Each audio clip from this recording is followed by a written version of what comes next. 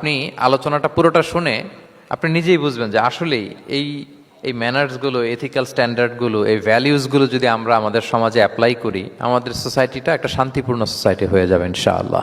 যে ইনস্ট্রাকশনটি দিয়েছেন শুরুতে বলে রাখা ভালো, মৌলিকভাবে 10টি দিক নির্দেশনা আল্লাহ তালা দিয়েছেন আমাদের সমাজটাকে শান্তিপূর্ণ করার জন্য। 10টা ম্যানার আল্লাহ তালা শিখিয়েছেন। আওয়াজ করে বলেন তো মোট কয়টি নির্দেশনা?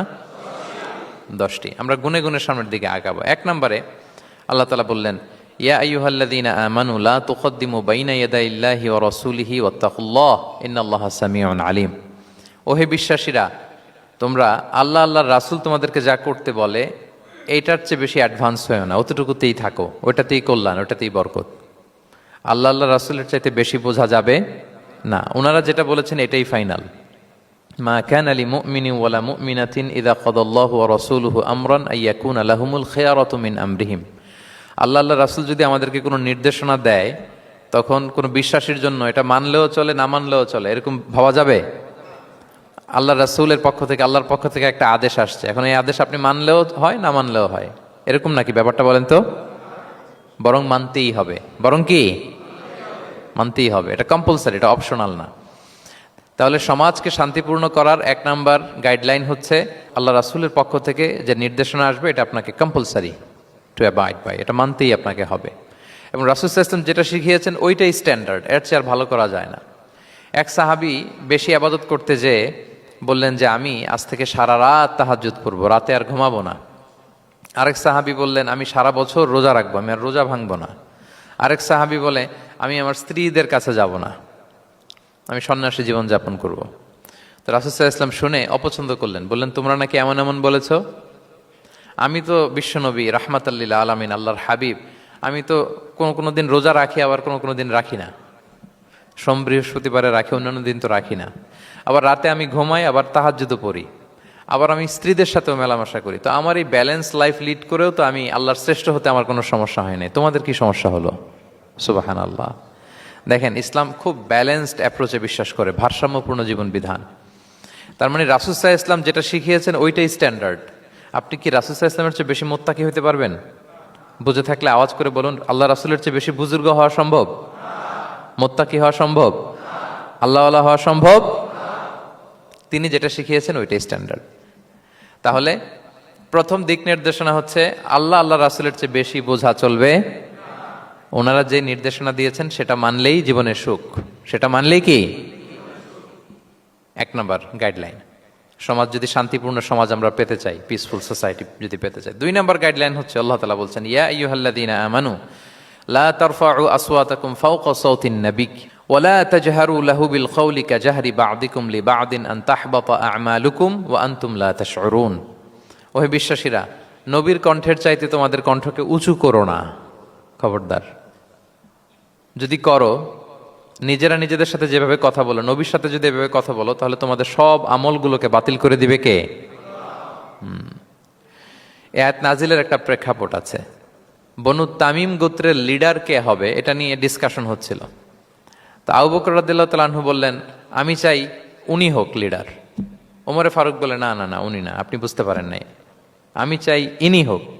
আবু বকর বলে, ওমর তুমি ঠিক বলো না, আমি বললে তুমি খুলে উল্টাটা বলো, উনি হলে ভালো হয়। ওমরে ফারুক বলে, না না না, উনি না, উনি হলে। এই যে উনি করে দুইজন তর্ক বিতর্ক করতে করতে ওনাদের কণ্ঠটা রাসূল সাল্লাল্লাহু আলাইহি ওয়াসাল্লামের কণ্ঠের চাইতে একটু উঁচু হয়ে গেল, যেটা দেখতে অনেকটা অশোভন ছিল, সুন্দর দেখাচ্ছিল না।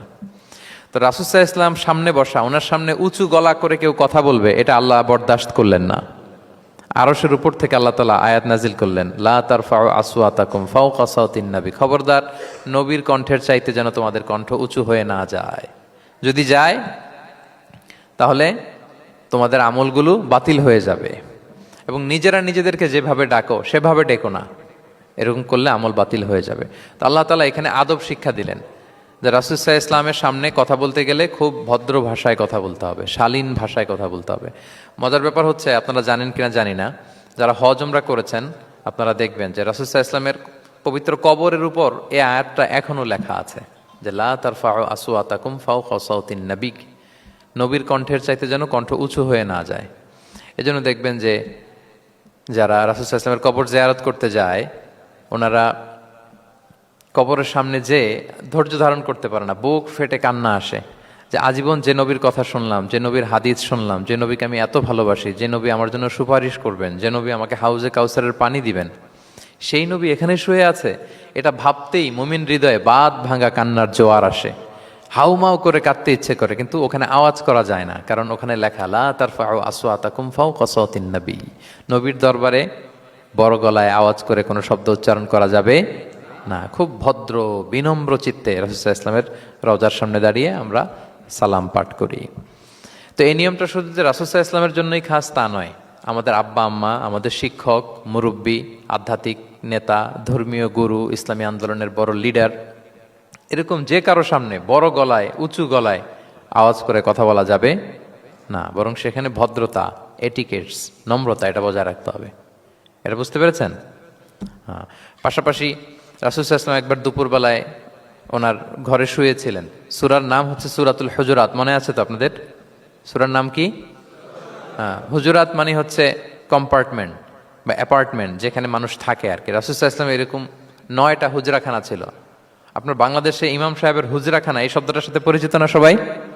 এই হুজরাখানা থেকে আল হুজরাত। রাসূল সাল্লাল্লাহু আলাইহি ওয়াসাল্লামের 9 জন স্ত্রী এই 9টা হুজরাতে থাকতেন এবং এগুলো মসজিদে নববীর সাথে অ্যাটাচ করা ছিল। দুপুরে খেয়ে রাসূল সাল্লাল্লাহু আলাইহি ওয়াসাল্লাম কাইলুলা করছেন, বিশ্রাম নিচ্ছেন। হঠাৎ কিছু বেদুইন লোক, যাদের মধ্যে সভ্যতার ছোঁয়া লাগেনি, তারা এসে রাসূল সাল্লাল্লাহু আলাইহি ওয়াসাল্লামকে ডাকতে আরম্ভ করলো, ইয়া মুহাম্মদ উখরুজ ইলাইনা, ইয়া মুহাম্মদ উখরুজ, এই মুহাম্মদ বেরো বেরো, কথা আছে, এই মুহাম্মদ বেরো বেরো। মানে কেমন যেন বন্ধুরে ডাকতেছে, মনে হচ্ছে বন্ধুকে ডাকতেছে। আল্লাহ তাআলা এটা বরদাস্ত করলেন না, বললেন খবরদার, নিজেরা নিজেদেরকে যেমনে ডাকো, নবীকে যদি অমনে ডাকো, তোমার ঈমান আমল সব বাতিল হয়ে যাবে, খবরদার, সব বাতিল হয়ে যাবে। বরং ওনাকে যখন সম্বোধন করবে তখন ডাক দিবে খুব ভদ্র ভাষায়, বলতে হবে ইয়া নবী আল্লাহ, ইয়া রসুল আল্লাহ, ইয়া হাবিব আল্লাহ, এরকম ভদ্রোচিত ভাবে রাসূল সাল্লাল্লাহু আলাইহি ওয়াসাল্লামকে ডাকতে হবে। তাহলে রাসূলের সামনে কণ্ঠ উঁচু করার কারণে আল্লাহ তাআলা এই আয়াত নাজিল করলেন। এবং এই আয়াত নাজিলের পরে উমরে ফারুক রাদিয়াল্লাহু তাআলা এত ভয় পেলেন, এরপরে রাসূল সাল্লাল্লাহু আলাইহি ওয়াসাল্লামের সামনে কথা বলতে গেলে উনি এত আস্তে কথা বলতেন, ওই যে বেশি জোরে যদি কথা বলি তাহলে আমার সব আমল বাতিল হয়ে যাবে, এত আস্তে বলতেন। রাসূল সাল্লাল্লাহু আলাইহি ওয়াসাল্লাম জিজ্ঞেস করা লাগতো, ওমর কি বললে, আবার বলো তো, একটু জোরে বলো ওমর, আরেকটু জোরে বলো, আরেকটু জোরে বলো। সুবহানাল্লাহ। মানে এত মিন মিন করে, এত ক্ষীণ ক্ষীণ শব্দে ওমর ফারুক কথা বলতে লাগলেন যে রাসূল সাল্লাল্লাহু আলাইহি ওয়াসাল্লামের বুঝতে কষ্ট হচ্ছিল কথা। তখন তিনি বলতেন, ওমর আরেকটু জোরে বলো না, কি বললে বুঝলাম না, আরেকটু জোরে বলো। ওনারা এতটা ভয় পেয়েছিলেন এই আয়াত নাজিল হওয়ার পরে। তাহলে 2 নাম্বার ইনস্ট্রাকশন হচ্ছে, মুরব্বী, শিক্ষক, ওস্তাজ, ধর্মীয় গুরু, আধ্যাত্মিক নেতা, ইসলামী আন্দোলনের বড় নেতা, এরকম রেসপেক্টেড কারো সামনে উচ্চবাচ্য করে কথা বলা উচিত না। এটা আদবের খেলাফ, শিষ্টাচারের খেলাফ। আর আমরা বলেছি এই সূরাটা আমাদের শিষ্টাচার নিয়ে কথা বলে, সামাজিক রীতিনীতি, শিষ্টাচার, এটিকেটস নিয়ে কথা বলে। তাহলে এই যে 2টা ইনস্ট্রাকশন গেল। 3 নাম্বার ইনস্ট্রাকশন হচ্ছে আল্লাহ তাআলা বললেন, ইয়া আইয়ুহাল্লাযীনা আমানু, ওহে বিশ্বাসীরা, ইন জাআকুম ফাসিকুম বিনাবাইন ফাতাবায়ানু, কোনো পাপাচারী যদি কোনো নিউজ নিয়ে আসে, বিশ্বাস করার আগে নিউজটা যাচাই করে নিও। আন তুসিবু কওমান বিজাহালাতিন ফাতুসবিহু আলা মা ফাআলতুম নাদিমিন, যদি তোমরা বিশ্বাস করে ফেলো তাহলে কোনো কওমের উপর হয়তো এমন ডিসিশন নিয়ে নিতে পারো যে ডিসিশনের কারণে পরে তোমাদেরকে পস্তাতে হবে। তাহলে 3 নাম্বার ইনস্ট্রাকশন হচ্ছে, নিউজ একটা শুনলেই বিশ্বাস করা যাবে, এটাকে ভেরিফাই করতে হবে। কি করতে হবে? You have to verify and cross check the authenticity of the news. নিউজটা সঠিক কিনা আপনাকে ক্রস চেক করতে হবে, শুনলেই বিশ্বাস করা যাবে না। এটা বর্তমান সময়ের সাথে অনেক বেশি প্রাসঙ্গিক। এত হোক্স নিউজ এখন, এত এত রুমার্স, এত ফেক নিউজ সোশ্যাল মিডিয়াগুলোতে, ইভেন মেইন স্ট্রিম মিডিয়াও যা প্রচার করে সবই যে আপনি বিশ্বাস করতে পারবেন তাও না, ওইটাও একটু ক্রস চেক করে নিতে হবে। এদেরও কিছু প্রোপাগান্ডা থাকে আবার, হ্যাঁ, এরাও নিউজকে এমনভাবে অনেক সময় করে তাদের সুবিধার্থে। সো আপনার চোখ কান খোলা রেখে অনেকগুলো নিউজ একসাথে মিলিয়ে তারপরে বিশ্বাস করতে হবে। কিন্তু আমাদের সরল মনা অনেক ভাইদের যেটা হয়, ফেসবুকে একটা কিছু দেখে আমরা মনে করি যেটা সঠিক, ফলে কি করি, শেয়ার দিয়ে ফেলি। কি করি? শেয়ার দেই। আবার আপনার বন্ধুরা শেয়ার দেয়, ফলে মুহূর্তে একটা রুমর, একটা গুজব ছড়িয়ে পড়ে সমাজে, কিন্তু আদতে এটার সাথে কোনো মিলই নাই বাস্তবতার। এরকম হয় কি হয় না বলেন তো? দেখেন ইসলাম কত সুন্দর একটা নিউজকে ভেরিফাই করার জন্য আমাদেরকে নির্দেশ দিয়েছে। ফাতাবাইয়ানু মানে ক্রস চেক করো। কোনো সংবাদ আসলেই চিলে কান নিয়ে গেছে শুনলে চিলের পেছনে দৌড় দিবেন নাকি? না আগে প্রথমে কি করবেন? একটু দেখে নিতে হবে যে আসলে কি কান নিয়ে গেল না রয়ে গেল। এই আয়াত নাজিলের একটা প্রেক্ষাপট আছে, সেটা কি? পঞ্চম হিজরিতে বনুল মুস্তালিকের যুদ্ধে যখন আল্লাহ হাবিব সাল্লাল্লাহু আলাইহি ওয়াসাল্লাম জয়লাভ করলেন, বনুল মুস্তালিকের সবাই মুসলিম হলো।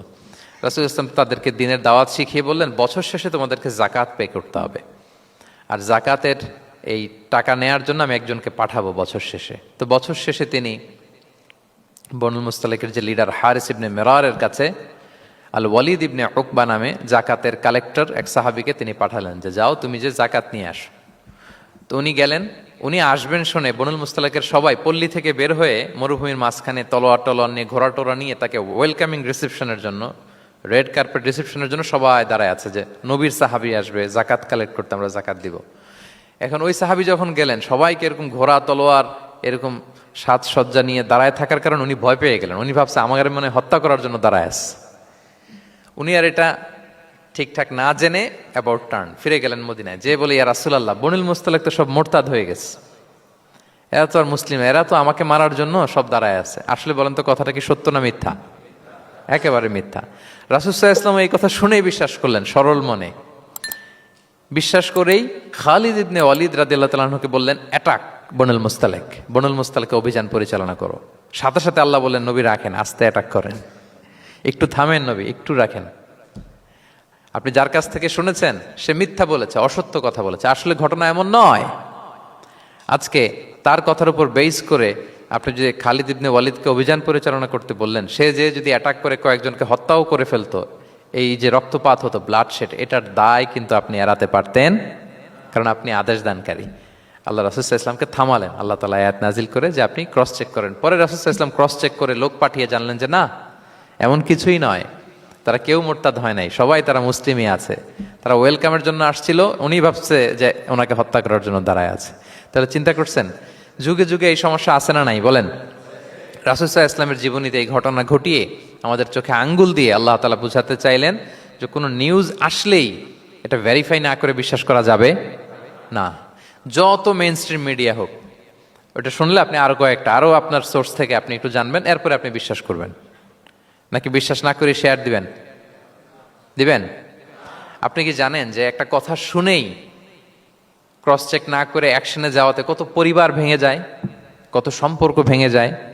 আমাদের মধ্যে প্রবণতা আছে। আপনার ছেলের ব্যাপারে একজন একটা কথা বললো, এসে ছেলের মারপিট, জিজ্ঞেসও করেন না এটা। আপনার মেয়ের ব্যাপারে একজন এসে একটা বাজে কথা বলছে, এসেই আপনি মেয়ের সাথে খারাপ আচরণ। আপনার ওয়াইফের ব্যাপারে একজন বললো আর কি যে ভাই আপনি এখানে, ভাবিকে তো দেখলাম ওইখানে আরেকজনের সাথে,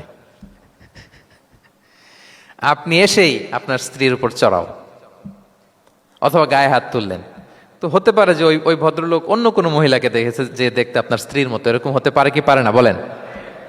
তো এই যে আপনি ক্রস চেক না করে, ভেরিফাই না করে যে অ্যাকশনে গেলেন, এতে সমস্যা হবে না? সমাজে পরিবার ভাঙে, সমাজে সম্পর্ক নষ্ট হয়, কলহ বাঁধে। এই জন্য আল্লাহ তাআলা বলেন যে সোসাইটিটাকে যদি পিসফুল করতে চাও, ইযা জাআকুম ফাসিকুম বিনাবাইন ফাতাবায়ানু, নিউজ আসলেই বিশ্বাস করো না।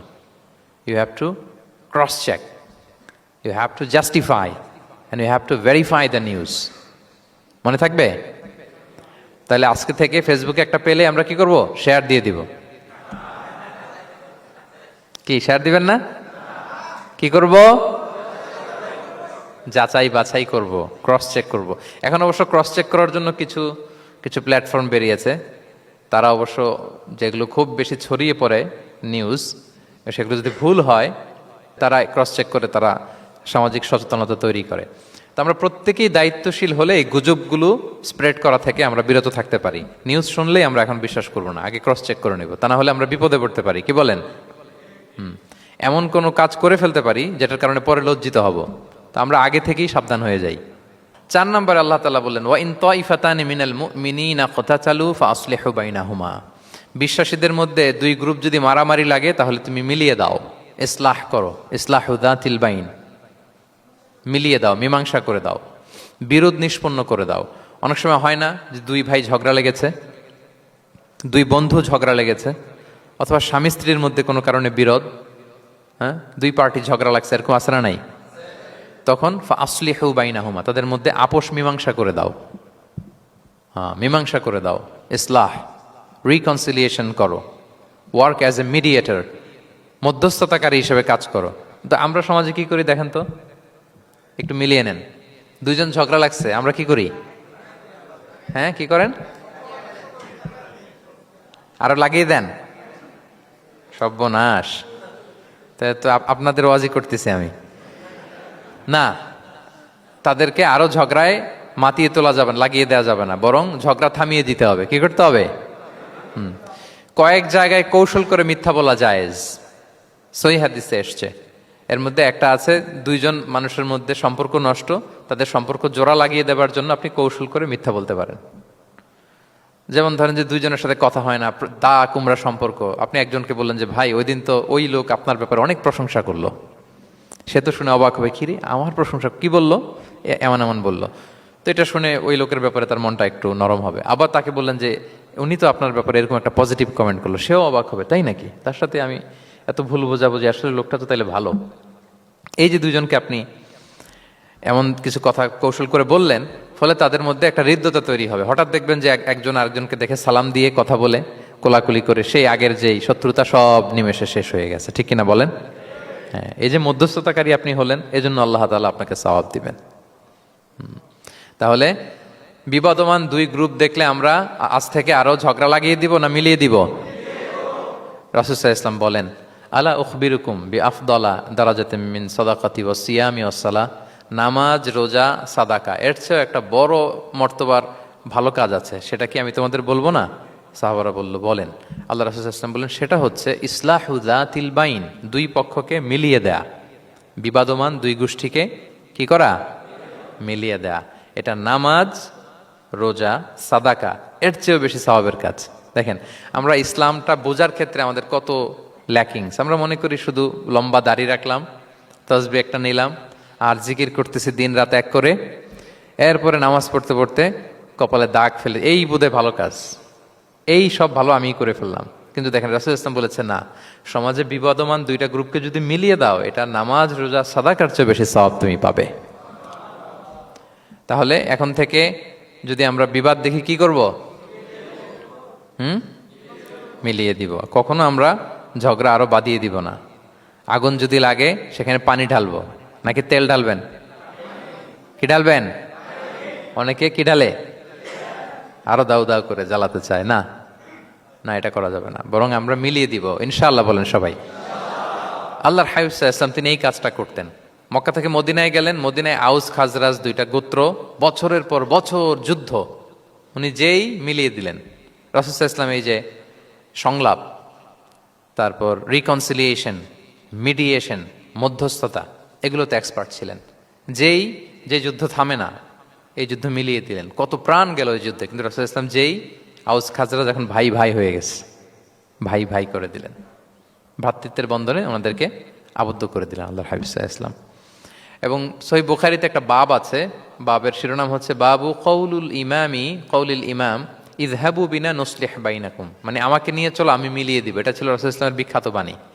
ঝগড়া একটা লাগছে, রাসূল সাল্লাল্লাহু আলাইহি ওয়াসাল্লাম বলতেন, আরে আমি আছি না, আমাকে নিয়ে যাও, আমি মিলাই দেবো। কোথাও কিছু হয়েছে, আমাকে নিয়ে যাও, আমি তো আছি, মিলাই দেবো। রাসূল সাল্লাল্লাহু আলাইহি ওয়াসাল্লাম এসেছেনই মানুষকে মিলানোর জন্য, গড়ার জন্য এসেছেন, ভাঙার জন্য নয়। তাহলে 4 নাম্বার যেটা আমরা জানলাম, যে বিবাদমান দুই পক্ষকে আমরা কি করব? মনে থাকবে? এই যে আমি শুরুতে বলেছিলাম, একটা শান্তিপূর্ণ সমাজ যদি আপনি গড়তে চান, তাহলে এই 10টা ইনস্ট্রাকশনের কোনো বিকল্প নাই।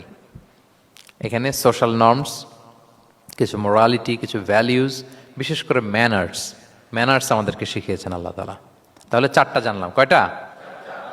5 নম্বরে আল্লাহ বলেন, ইয়া আইয়ুহাল্লাযীনা আমানু লা ইয়াসখার কওমুন মিন কওম আসা আন ইয়াকুনু খায়রাম মিনহুম। ওহে বিশ্বাসীরা, তোমরা একে অপরকে তুচ্ছ তাচ্ছিল্য করো না, হাসি ঠাট্টা করো না, কাউকে সুখরিয়া মানে কাউকে তুচ্ছ করা, কাউকে নিয়ে ব্যঙ্গ করা, হাসি তামাশা করা, এটা করো না, এটা কবিরা গুনাহ। মানে এমন কোনো কথা বলো না যাতে তোমার ভাইয়ের মনে কষ্ট হয়, এরকম কিছু বলা যাবে না। আমরা অনেক সময় এটা করে ফেলি, এমন কথা বলি যেটাতে আরেক ভাই বা আরেক বোন কষ্ট পায়। আমরা খুব সিম্পলি বলি, কিন্তু এটা কবিরা গুনাহ। এটা কি? বিশেষ করে তার আকৃতি নিয়ে আপনি কিছু বলতে পারবেন না, এটা বড় কবিরা গুনাহ। এটাকে বডি শেমিং বলে। কি বলে? বডি শেমিং হারাম। কারণ বডি স্ট্রাকচার এটা কি আমার ইচ্ছে মতো হয়েছে না আল্লাহ বানাইছে? আচ্ছা, আপনি যে এত সুন্দর ফর্সা, কে বানালো? হ্যাঁ, আবার আরেকজন যে একটু শ্যামবর্ণের, তাকে কে বানালো? আপনি লম্বা, কে বানালো?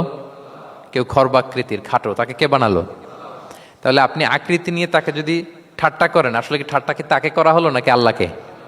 কারণ আসল ডিজাইনারটা কে? হুয়াল্লাযী ইউসাউবিরুকুম ফিল আরহামি কাইফা ইয়াশা। আল্লাহ তাআলা তোমাদেরকে যেমন চেয়েছেন ঠিক তেমন মাতৃগর্ভে তোমাদেরকে ডিজাইন করেছেন, তোমাদের আকৃতি দিয়েছেন। এজন্য কারো আকৃতি নিয়ে অবজ্ঞা করা, তুচ্ছ করা, হেয় করা, এটা প্রকারান্তরে আল্লাহকে অবজ্ঞা করার সমান। দ্য ক্রিয়েটর, যিনি স্রষ্টা, তাকে আপনি অবজ্ঞা করেছেন, ঠিক কিনা বলেন? তাহলে এখন কারো আকৃতি নিয়ে কিছু বলবেন? আমরা বাংলাদেশে এরকম বলি না? বেশি মোটা হলে তাকে একটা নাম দিয়ে ফেলি। হ্যাঁ, কি বলি? কি বলেন? মোটু। তারপর কেউ চিকন হলে তাকে একটা নাম দিয়ে ফেলি, চিকন আলী। এরপর ধরেন যে কারো হয়তো নাক ছোট, চোখ ছোট, তাকে চাকমা বলে আমাদের এলাকায়। হ্যাঁ, নাক ছোট চাকমা, তো এটা হইলো? তো সে কি নিজে তার নাককে এরকম বানাইছে? এরকম নানা ধরনের আকৃতির অনেক কিছু হতে পারে। এই যে বডি শেমিং, এটা হারাম। এটা কি? এবং জরিপে এসেছে অনেক বাচ্চারা স্কুলে যেতে চায় না তার দেহের বিভিন্ন আকৃতি নিয়ে, তার বন্ধুরা তাকে টিস করার কারণে। খুব মোটা সে, তাকে নিয়ে তার ফ্রেন্ডরা এমন কথা বলে, সে আর স্কুলে যাওয়ার প্রতি আগ্রহ ফিরে পায় না। তো এটা কত বড় সামাজিক সমস্যা আপনি খেয়াল করেছেন? হ্যাঁ, কখনো কারো আকৃতি নিয়ে কোনো কমেন্টস করা যাবে? কারণ আকৃতিটা দিয়েছে কে? এটা খবরদার, এটা বড় কবিরা গুনাহ। আব্দুল্লাহ ইবনে মাসউদ রাদিয়াল্লাহু তাআলা আনহু, এই সাহাবী, ওনার পা দুইটা ছিল চিকন, চিকন পা। উনি একবার আরাক গাছের চূড়ায় উঠেছেন, মেসোয়াকের ডাল ভেঙে মেসোয়াক করবেন। বাতাসের ঝাপটা ওনার লুঙ্গিটা একটু সরে গিয়েছে, পা দুইটা দেখা গিয়েছে। তো এত চিকন পা দেখে সাহাবারা সবাই হাসতেছে নিচে। রাসূল ইসলাম বললেন, ব্যাপার কি, তোমরা হাসো কেন? বলে যে ইবনে মাসউদের পা গুলো দেখে দেখেনি রাসূল কত চিকন পা, হাসতেছে। রাসূল ইসলাম রাগান্বিত হলেন, বললেন, ওই সত্তার শপথ যার হাতে আমার আত্মা, ওই আল্লাহর কসম করে আমি বলি, লাহুমা আফকালু ফিল মিজান মিন উহুদ, এই পা দুটো মিজানের পাল্লায় রাখা হলে কিয়ামতের দিন উহুদ পাহাড়ের চেয়ে বেশি ভারী হয়ে যাবে। তার মানে এত সম্মান ইবনে মাসউদের, সম্মান আল্লাহর কাছে, কল্পনা করেন, উহুদ পাহাড়ের চেয়ে বেশি ভারী হয়ে যাবে। কিন্তু আমরা অনেক সময় এই মানুষের আকৃতি নিয়ে তুচ্ছ-তাচ্ছিল্য করি। রাসূল সাল্লাল্লাহু আলাইহি ওয়াসাল্লামের একজন স্ত্রী ছিল, নাম সফিয়া। কি নাম? সফিয়া বিনতে হুয়াই ইবনুল আখতাব। উনি আকৃতিতে কিছুটা খাটো ছিলেন এবং একটু স্থূলাকৃতির ছিলেন। তো এটাকে একটু ইঙ্গিত করে আম্মাজান আয়েশা রাদিয়াল্লাহু তাআলা আনহা একবার একটা শব্দ ব্যবহার করেছেন, মানে শব্দ দিয়ে কৌশলে বুঝিয়েছেন, তানি কসিরা, মানে আপনার সেই খাটো স্ত্রী সফিয়া। নারীদের মধ্যে এটা থাকে স্বাভাবিক, মানবীয় কারণে। একাধিক স্ত্রী হলে মানবীয় কারণে একটু জেলাসি বা একটু কিছু বিষয় থাকে, এটা থেকে মানুষ বেরোতে পারে না, এবং সেটা নবীদের স্ত্রীরাও সেটা থেকে বেরোয়া সম্ভব ছিল না। তো কথা বলতে বলতে এমন একটা শব্দ বললেন যেটা দিয়ে সাফিয়া রাদিয়াল্লাহু তাআলা আনহাকে বুঝালেন যে আপনার অমুক স্ত্রী, মানে তিনি আকৃতিতে কিছুটা খাটো এবং কিছুটা স্থূলাকৃতির। এই শব্দটা রাসূল ইসলাম পছন্দ করলেন না। বললেন, আয়েশা, এটা তুমি কি বললে? আয়েশা, তুমি কি জানো, লাকুত কুলতি কালিমা, তুমি এমন একটা শব্দ বলেছো সফিয়ার ব্যাপারে, লাউ মুজিজাত বিমা ইল বাহরি লা মাজহাজাতহু, এই শব্দটা যদি নীল সাগরে ছেড়ে দেওয়া হয় তাহলে এই শব্দের পঙ্কিলতার কারণে নীল সাগরের পানি মুহূর্তেই কালো হয়ে যাবে। আর এরকম শব্দ যেন আমি না শুনি। আম্মাজান আয়েশা রাদিয়াল্লাহু তাআলা আনহা সচেতন হয়ে গেলেন, আর কখনো এরকম বলেননি। দেখেন, রাসূল ইসলাম কখনো এই বডি শেমিংকে স্পেস দিতেন না, কখনো না। আমরা এগুলোকে ছোট মনে করি, কিন্তু যাকে আপনি বলেন সে অনেক কষ্ট পায় মনে। সে খুব মনে কষ্ট পায়, এজন্য এটা বলা যাবে না, খবরদার। রাসূল সাল্লাল্লাহু আলাইহি ওয়াসাল্লাম বলেন, ইন্নাল আবদা লা ইয়াতাকাল্লামু বিল কালিমাতি মা ইয়াতাবায়্যানু ফিহা ইয়াজিল্লু বিহা ফিন্নার। মানুষ অনেক সময় মুখ ফসকে এমন কমেন্ট করে ফেলে অন্যের ব্যাপারে, এটা দিয়ে সে মাঝে মাঝে জাহান্নামী হয়ে যায়, কিন্তু সে ভাবেই নাই এই শব্দে আমাকে জাহান্নামে ঢুকাবে। কারণ এই মুখ দিয়ে যা বেরোয় এটা বলতে অনেক সাবধানে। রাসূল ইসলাম বলেছেন, দুইটা অঙ্গের গ্যারান্টি যদি কেউ আমাকে দেয়, আমি তাকে জান্নাতের গ্যারান্টি দেই। মাইয়াদমান লি মা বাইনা লিহিয়াইহি ওয়া মা বাইনা রিজলাইহি আদমান লাহুল জান্নাহ। দুই অঙ্গের গ্যারান্টি যে দেয় তাকে আমি জান্নাতের গ্যারান্টি দেই। এক হচ্ছে দুই চোয়ালের মাঝখানে যা আছে, মানে জিহ্বা, এই জিহ্বার গ্যারান্টি যদি দেয়। আরেকটা হচ্ছে দুই পায়ের মাঝখানে যা আছে মানে মানুষের প্রাইভেট, এই দুইটা অঙ্গের গ্যারান্টি যদি কেউ দেয় যে এই দুই অঙ্গ দিয়ে আমি কোনো পাপ কাজ সংগঠিত করব না, বিশ্বনবী সাল্লাল্লাহু আলাইহি ওয়াসাল্লাম বলেন আমি আমার ওই উম্মতকে জান্নাতের গ্যারান্টি দেই। তাহলে তুচ্ছ তাচ্ছিল্য ঠাট্টা বিদ্রুপ করা যাবে না। 6 নম্বরে ওয়ালা তালমিজু আনফুসাকুম, তোমরা অন্যের বদনাম করে বেরিও না। লামজ আসছে লুমাজা থেকে, ওয়াইলুল লিকুল্লি হুমাজাতিল লুমাজা, যে প্রকাশ্যে অন্যের বদনাম করে বেড়ায়, অন্যের দোষ খুঁজে বেড়ায়। একদল লোক আছে দেখবেন শুধু অন্যের দোষ খোঁজে, নিজের দিকে আঙ্গুল যায় না। কিন্তু এইভাবে আরেকজনের দিকে আঙ্গুল দিলে যে 3টা আঙ্গুল নিজের দিকে যায় এটা আবার ভুলে যায়। কাউকে যদি আমি এরকম করি, আমার দিকে কয় আঙ্গুল বলেন? এই 3টা কার দিকে? আর আরেকজনের দিকে 1 আঙ্গুল। তো কাউকে কিছু বলার আগে 3বার নিজেরটা ভাববেন যে নিজে কি করেন। ওলা তাল মিজাং, অন্যের বদনাম করো না, প্রকাশ্যে অন্যের দোষ খোঁজো না। সবচেয়ে বুদ্ধিমান সে যে নিজের দোষ খোঁজে, নিজের সমালোচনা যে করতে পারে সেই সর্বাপেক্ষা বুদ্ধিমান।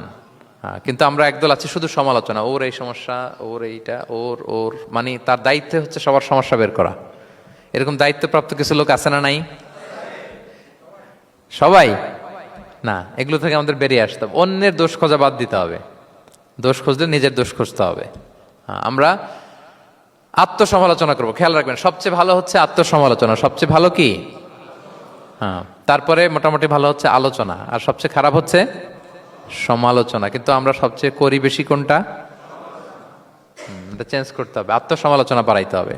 আমি প্রায় একটা কথা বলি, small people talk about people, average people talk about things, great people talk about ideas. ছোট মনের মানুষ যারা, এরা মানুষ নিয়ে কথা বলে, এর এই সমস্যা ওর। মাঝারি ধরনের যারা, এরা বিভিন্ন বিষয় নিয়ে, ঘটনা নিয়ে কথা বলে। গ্রেট মাইন্ড যারা, এরা আইডিয়া নিয়ে কথা বলে, যে এই আইডিয়া ইমপ্লিমেন্ট করলে সমাজের এটা সমাধান হবে, এই আইডিয়া জেনারেট করতে পারলে এইটা কাজ হবে। তো এখন বলেন, আপনি কি ছোট মনের মানুষ হবেন না বড় মনের? অন্যের দোষ খুঁজবো আর তাহলে কারটা খুঁজবো? ইনশাল্লাহ বলেন সবাই। কটা গেল? 7 নাম্বার, ওয়ালা তানাবাজু বিল আলকাব, কাউকে মন্দ উপনামে ডেকো না। মন্দ উপনামে ডেকো না মানে কাউকে একটা বিশেষ নাম দিও না, তার নামটা সুন্দরভাবে ডাকো। নাম বিকৃতি করা কবিরা গুনাহ। নাম, আপনি বলুন হুজুর এটা একটা কথা হইলো, নাম বিকৃতি করছি তো কি হয়েছে? এটা আপনার কাছে সমস্যা নাই। ধরেন যে ওই লোকের নাম আব্দুল্লাহ, আপনার কাছে আব্দুল্লাহ এটা সিম্পল, ধুর আব্দুল্লাহ একটা কিছু হইলো। কিন্তু যার নাম আব্দুল্লাহ তার কাছে এটা অনেক দামি। তার কাছে কি? কারণ এটা তার পরিচয় বহন করে। ধরেন যে আমার নাম কি মিজান, আপনার কাছে মনে হয় আরে মিজান একটা নাম হইলো, তা আমার কাছে তো এটা অনেক গুরুত্বপূর্ণ, কারণ এটা আমার পরিচয় বহন করে। এই নামে মানুষ আমাকে ডাকে, ফলে এটা আমার খুব আদরের, আমার কাছে বড্ড যত্নের, দরদের নামটা। আপনার কাছে নাও হইতে পারে। মানুষ প্রত্যেকে তার নিজের নামকে খুব পছন্দ করে। দেখবেন যে মানুষ কাগজ পেলে নিজের নামটা লেখে, সিগনেচার দেয় একটা, দেখবেন দেয়। এরপর দেখবেন যে সি বিচে ঘুরতে গেলে বালুর মধ্যে নিজের নামটা লিখে, দেখবেন লিখে। শুধু তাই না, লিখে আবার একটা লাভ আঁকে, লাভ চারদিকে আঁকে। কেন আঁকে? কারণ এই নামটা সে পছন্দ করে অনেক, এটা তার কাছে গুরুত্বপূর্ণ, আপনার কাছে নাও হতে পারে। এজন্য প্রত্যেকের নামটা তার কাছে খুব আদরের, যত্নের। তার নামটা আপনি সুন্দরভাবে বলবেন। নাম আপনি বিকৃত করতে পারবেন না। এটা কি গুনাহ? সগীরা কবিরা গুনাহ। এটা আমরা সমাজে করি, নাম বিকৃত করি না, নাম বিকৃত করা যাবে না। ওয়ালা তানাবাজু বিল আলক, মন্দ নামে ডেকো না। আমাদের সমাজে এটা আছে, দেখবেন যে বাবা মা সুন্দর নাম রেখেছে আবু বকর, ওকে ডাকে বকইরা, আছে না এরকম? তারপর নাম রেখেছে ধরেন আব্দুল কুদ্দুস, ওকে ডাকে। নাম রেখেছে আব্দুল ওয়াক্কাস, ওকে ডাকে। এই বিকৃতি আপনি করতে পারবেন? কারণ কিয়ামতের দিন আপনার নাম ধরে, আপনার বাবার নাম ধরে ডাকা হবে। তুদআউনা ইয়াউমাল কিয়ামাতি বিআসমাইকুম ওয়া আসমাই আবাইকুম। কিয়ামতের দিন তোমার নাম, তোমার বাবার নাম, যখন আপনাকে ডাকবে ফেরেশতারা, আপনার নাম এবং আপনার বাবার নাম ধরে ডাকা হবে।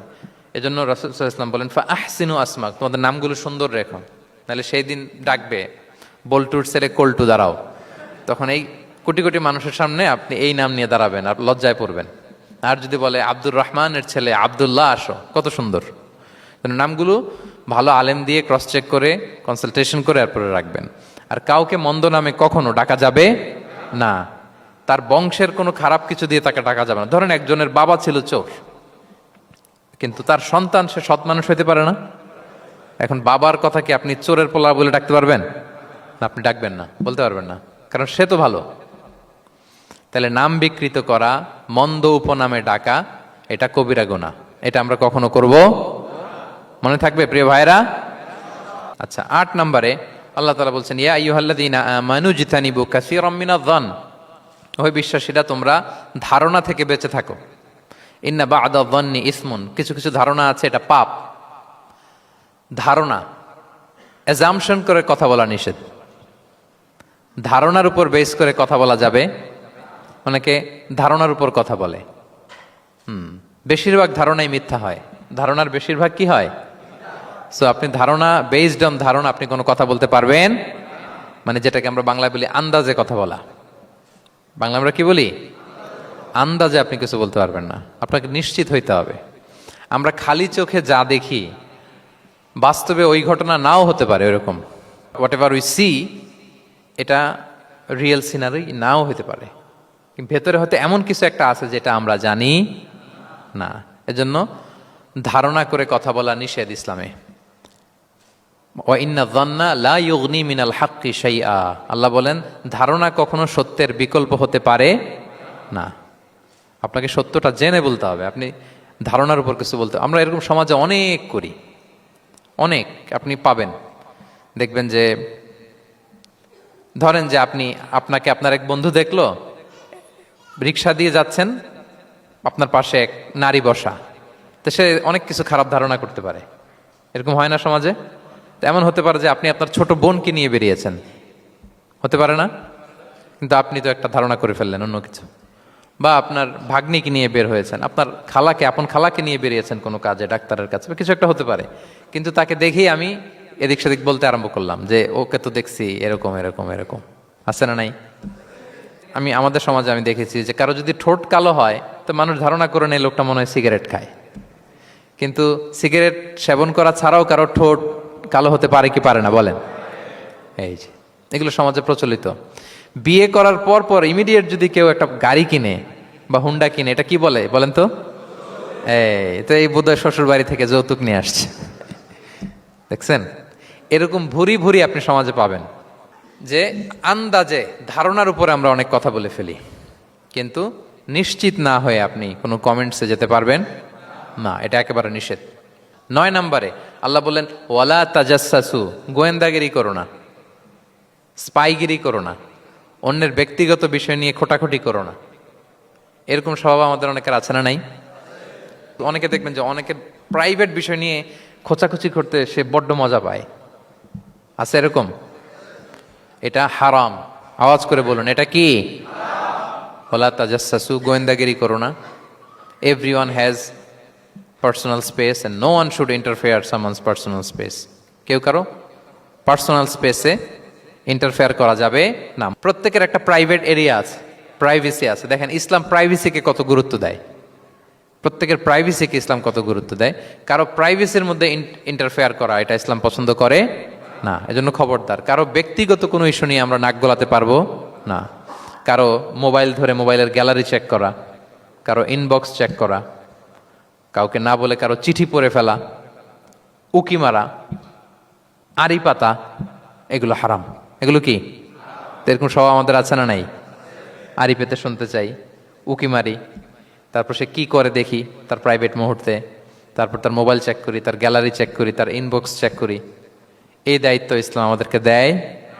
এমনকি ইসলামী রাষ্ট্রও যদি হয়, ইসলামী রাষ্ট্রের জন্য এটা দায়িত্ব না যে প্রত্যেকে ব্যক্তিগত তার বেডরুমে, তার প্রাইভেট লাইফে কি করে এটা দেখা। It's not his business. ইসলামী রাষ্ট্র মানুষকে ন্যায়, কল্যাণের পথ, সুন্দর জীবন পরিচালনার জন্য উৎসাহিত করবে, কিন্তু প্রত্যেকে প্রাইভেট লাইফে কি করে ওইটা সিসি ক্যামেরা লাগিয়ে দেখা, এটা কারো দায়িত্বের মধ্যে পড়ে না। এটা একেবারে নিষেধ। এটাকে বলে তাজাসসুস, গোয়েন্দাগিরি করা। বরং ইসলাম কি উৎসাহিত করে জানেন? অন্যের দোষ দেখলে এটাকে গোপন রাখতে উৎসাহিত করে। গোপন রাখবেন। মান সাতারা আইবান সাতারাহুল্লাহু ইয়াউমাল কিয়ামা। কেউ যদি তার ভাইয়ের দোষ গোপন রাখে, কিয়ামতের দিন আল্লাহ তার দোষ গোপন রাখবে। ওমান কাশাফা আওরাতা আখি, বিষ্ণু বলেন কিন্তু কেউ যদি তার ভাইয়ের কোনো গোপন জিনিস প্রকাশ করে দেয়, কাশাফাল্লাহু আওরাতাহু, আল্লাহ তার সব গোপন জিনিস প্রকাশ করে দিবে। বলেন আমাদের প্রত্যেকেরই গোপন জিনিস আছে না নাই?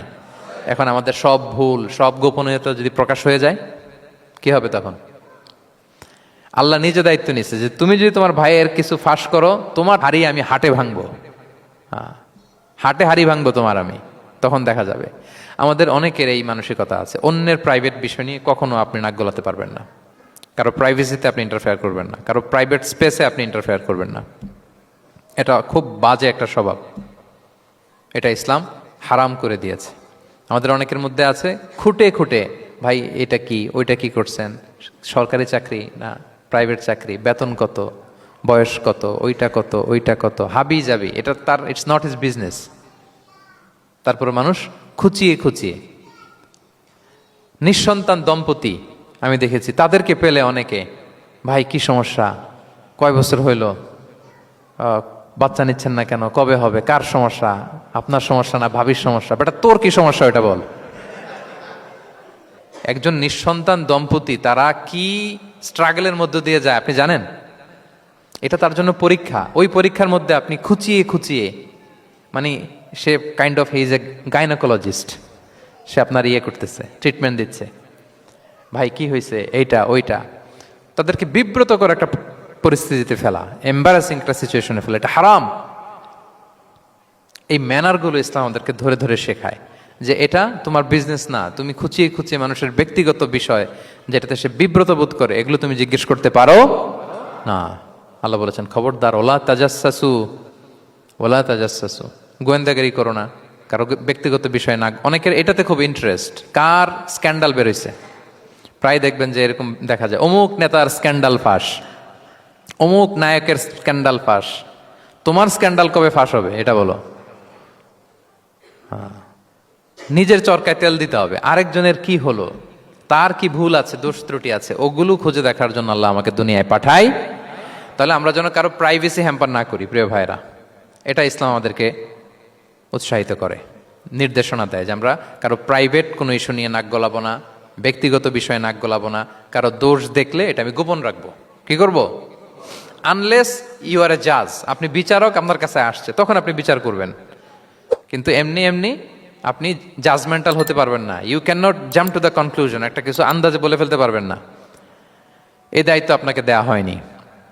ইসলামে ব্যভিচারের মতো কোনো বিষয় দেখলেও আপনি বলতে পারবেন না। ব্যভিচার, অ্যাডাল্ট্রি, ফর্নিকেশন, জিনা, এগুলো দেখলে আপনি বলতে পারবেন না। বললে 4 জন নিয়ে বলতে হবে একসাথে। আপনি 3 জন যে যদি কাজের কাছে বলেন যে এই ছেলে আর মেয়েকে আমি অপকর্ম করতে দেখছি, কাজী 3 জনকে নিয়ে আগে 80 টাকা বেত মারবে পিঠে, তো করে দেখতে বলছে কে?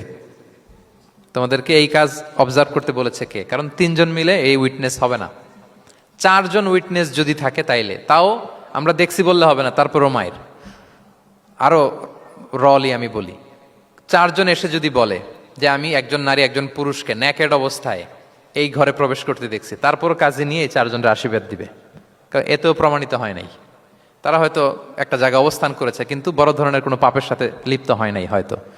তার মানে একেবারে চাক্ষুষ, তাও নারী দিয়ে এই উইটনেস হবে না, 4 জন পুরুষ এই পাপ কাজের চাক্ষুষ সাক্ষী ছিল, এটা যদি বলে, সব কিছু যদি মিলে যায় তারপরে তাদেরকে শাস্তি দেওয়া যাবে, এর আগে সম্ভব না। এটা কোনো মানুষ কোনো পাপ কাজ এইভাবে লোকচক্ষুর সামনে কখনো করে না। তার মানে দেখেন এটা কেন এরকম শক্ত করা হলো, যাতে আপনি না বলেন, কারণ বলতে গেলে আপনি আরো মাইর খাবেন, অপবাদের শাস্তি পাবেন। হ্যাঁ, ইফকের শাস্তি। ইসলাম কিভাবে মানুষের প্রাইভেসিকে হেফাজত করে। কেউ কোন একটা মানুষ হয়তো কখনো শয়তানের ওয়াসওয়াসায়, নফসের তাড়নায়, বন্ধুর পাল্লায় পড়ে কোনোভাবে সে পাপে জড়িয়ে পড়েছে, আপনি এটাকে ইস্যু বানাচ্ছেন, কিন্তু এমন হতে পারে ওই পাপের পরে সে এমনভাবে তওবা করেছে, এমনভাবে ফিরে এসেছে, এমনভাবে প্র্যাকটিসিং হয়েছে যে সে ভালো কাজ দিয়ে আপনাকেও ছাড়িয়ে গেছে। আপনি আটকায় যাবেন কিন্তু কিয়ামতের দিন ও আটকাবে না। এরকম হতে পারে কি পারে না? তো ওর পিছনে লাগছেন কেন আপনি? আপনি আপনার ইস্যু দেখেন, আপনি কতটা প্র্যাকটিসিং হতে পেরেছেন, আপনি কতটা শুদ্ধাচার আনতে পেরেছেন আপনার জীবনে, সেটা দেখতে হবে। এজন্য খবরদার, ওয়ালা তাজাসসু, গোয়েন্দাগিরি করো না, কারো প্রাইভেট বিষয় নিয়ে নাক গলাতে চেয়েও না। সুবহানাল্লাহ, হোয়াট এ রিলিজিয়ান! কত সুন্দর আমাদের ধর্ম, হাউ লাকি উই আর! আমরা কত ভাগ্যবান যে আল্লাহ তাআলা এই ধর্ম আমাদেরকে দিয়েছেন। এমন বিধান আমাদের জন্য প্রেসক্রাইব করেছেন যেগুলো মানলে আমাদের সমাজটা একটা জান্নাতের বাগান হয়ে যাবে। তাহলে 9 নম্বর ছিল ওয়ালা তাজাসসু, গোয়েন্দাগিরি করুন। আজকে থেকে করবেন? কারো মোবাইল ধরবেন, আর গ্যালারি দেখবেন, কারে কি মেসেজ করছিল পড়তে যাবেন, গোপনে তার ড্রয়ার খুলে তার চিঠি পড়বেন, আড়ি পাতবেন, উকি মারবেন, কারো গোপন বিষয় নিয়ে ইন্টারেস্ট দেখাবেন? কথা বলেন না, দেখাবেন? এগুলো নিয়ে কোনো ইন্টারেস্ট আমরা দেখাতে পারবো না। গোয়েন্দাগিরি আমাদেরকে বাদ দিতে হবে। আল্লাহ আমাদেরকে বোঝার তৌফিক দান করুক। কয়টা গেল? আর একটা, লাস্ট নাম্বার। আল্লাহ বলেন, সর্বশেষ আল্লাহ বলেন ওয়ালা ইয়াগতাব বা'দুকুম বা'দা, একে অপরের পরনিন্দা চগলখুরি করো না। ইয়াগতাব মানে গীবা, গীবত করো না। আইয়ুহিব্বু আহাদুকুম আইয়াকুলা লাহমা আখিহি মাইতান ফাকারিহতুম, তোমরা কি চাও যে তোমরা তোমাদের মৃত ভাইয়ের গোশত ভক্ষণ করবে? মানে যে ব্যক্তি গীবত করে সে যেন তার মৃত মরা ভাইয়ের পচা গোশত খায়। গীবত করা, গীবত কাকে বলে? রাসূল সাল্লাল্লাহু আলাইহি ওয়াসাল্লাম বলেন গীবত হচ্ছে যিকরুকা আখাকা বিমা ইয়াকরাহু, তোমার ভাইয়ের অনুপস্থিতিতে তোমার ভাই সম্পর্কে এমন কিছু বলা যেটা শুনলে সে অপছন্দ করে, এমন কিছু বলা যেটা শোনা সে পছন্দ করে না। তো এক সাহাবী বলেন ইয়া রাসূলুল্লাহ আফারাআইতা ইন কানা ফি মা আকুল, হে আল্লাহর রাসূল আমার ভাইয়ের মধ্যে যদি আসলেই সেই সমস্যাটা থাকে তাইলেও কি গীবত হবে? রাসূল সাল্লাল্লাহু আলাইহি ওয়াসাল্লাম বললেন আরে তাইলেই তো গীবত হবে। ওই দোষ যদি থাকে, ওটা তার অনুপস্থিতি যদি বলে বেরো তাইলেই তো গীবত হবে। আর ওই দোষ যদি না থাকে তাহলে তো অপবাদ হবে, এটা তো আরো বড় গুনাহ, এটা তো বহতান। তাহলে এই গীবা ইংরেজিতে বলে ব্যাক বাইটিং। ইংরেজিতে কি বলে? এই ব্যাক বাইটিং, চগলখুরি বা পরনিন্দা, আরবিতে বলে গীবাত। এই গীবত আমরা করব না। কারো কিছু বলা থাকলে আপনি তাকে সরাসরি নাসিহাত করুন। আর দিন ওয়ান নাসিহা, দিন হচ্ছে উপদেশ দেয়া, শুভ কামনা করা, তার প্রতি শুভ কামনা করে আপনি তাকে বুঝান, সে হয়তো বুঝবে। কিন্তু আপনি তার অনুপস্থিতিতে তার নামে বাজে কথা, মন্দ কথা বলতে পারবেন? এটা অনেক বড় পাপ। একজনের ব্যাপারে আরেকজনের কান ভারী করা, ওর কথা ওর কাছে, ওর কথা ওর করে, এরকম করে সমাজের মধ্যে একটা গিরিঙ্গি লাগায়, আছে না নেই? এটা হারাম। রাসূল সাল্লাল্লাহু আলাইহি ওয়াসাল্লাম বলেন মেরাজের রাত্রে আমি দেখেছি কিছু লোক লাহুম আদফার মিন নুহাস, তাদের নখগুলো তামা দিয়ে তৈরি, নখর ধারালো। ইয়াখদাশুনা বিহা উজুহাহুম ওয়া সুদুরাহুম, তারা তাদের নিজের নখ দিয়ে নিজের গালের গোশত, বুকের গোশতগুলো টেনে টেনে ছিটছে। রাসূল সাল্লাল্লাহু আলাইহি ওয়াসাল্লাম জিবরাইল ইসলামকে বললেন মানহুম ইয়া জিবরিল, জিবরিল কারা এরা, এত বড় শাস্তি? জিবরাইল ইসলাম বললেন হুম আহলুল গীবা মিন উম্মাতিক, এরা হচ্ছে আপনার উম্মতের মধ্য থেকে তারা যারা গীবত করে। তারা কি করে? তাহলে এই গীবতের সাথে আমাদের কোনো সম্পর্ক, এটা থেকে আমাদেরকে বেঁচে থাকতে হবে। এটা করা যাবে না। আমরা অনেকে হালাল ওয়েতে গীবত করি। এইভাবে কিভাবে করে আমি বলি আপনাদের, এইভাবে শুরু করে, এইভাবে কি বলবো ভাই, বললে তো গীবত হয়ে যায়, তারপরও না বললেই না, একটু বলি। শুরুতে কি বললে তো, দেখছেন কিভাবে হালাল করে, বললে তো গীবত হয়ে যায়, এইভাবে স্টার্ট করে। বললে যদি গীবত হয়ে যায় এটা বলা যাবে? আওয়াজ করে বলেন, যেটা বললে গীবত হয়ে যাবে এটা বলা যাবে না। এই অভ্যাসগুলো থেকে আমরা আস্তে আস্তে ফিরে আসবো, ওগুলো আমরা আর বলবো। তাহলে মোট 10টা, কয়টা? এই 10টা যদি আমরা মেনে চলি, সমাজে আর কোনো অশান্তি থাকবে? বিশৃঙ্খলা থাকবে? হানাহানি, মারামারি? সমাজটা একটা শান্তির সমাজ হবে, পিসফুল সমাজ হবে। এই জন্য এই সূরাটাকে বলা হয় সামাজিক রীতিনীতির সূরা। সোশ্যাল এটিকেটস, সামাজিক রীতিনীতি আল্লাহ শিখিয়েছেন আমাদেরকে, ম্যানার শিখিয়েছেন। আজকে বাড়িতে যে সূরাতুল হুজরাতটা পড়বেন, যাদের কাছে আমার এক নজরে কোরআন আছে আগে ওটা থেকে দেখবেন, এরপর কোনো তাফসির থেকে বঙ্গানুবাদ থেকে বঙ্গানুবাদ দেখবেন, তাফসির পড়বেন, দেখবেন যে ক্লিয়ার হয়ে যাবে। এরপর নিজেই আপনার ফ্যামিলিকে নিয়ে আপনি তালিম দিবেন।